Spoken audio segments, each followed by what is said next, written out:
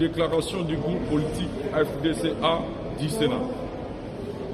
Le groupe politique de l'Alliance des forces démocratiques du Congo et alliés, en sigle FDCA du Sénat, tient à porter à la connaissance de l'opinion nationale ce qu'ici. 1.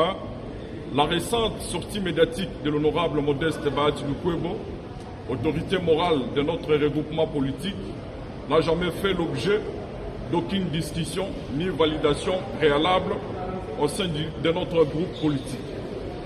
En conséquence, notre groupe se désolidarise de cette prise de position exprimée à titre personnel et invite le deuxième vice-président du Sénat à tirer les conséquences politiques qui s'imposent.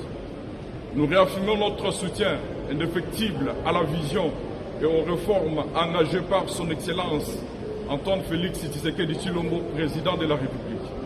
Et réaffirmons que la souveraineté nationale appartient au peuple, conformément à l'article 5 de la Constitution.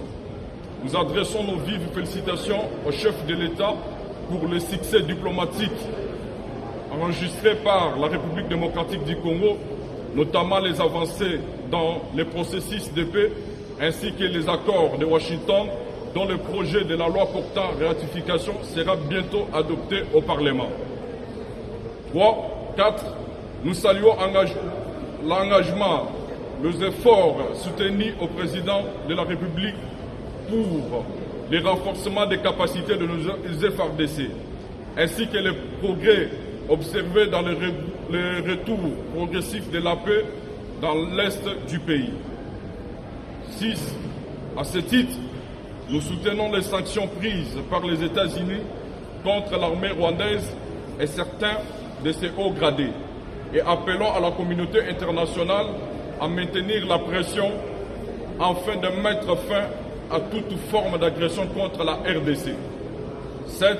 Et enfin, nous réaffirmons notre appartenance à l'Union sacrée des nations et notre fidélité indéfectible à la haute autorité politique, le camarade Félix Antoine Tshisekedi Tshilombo.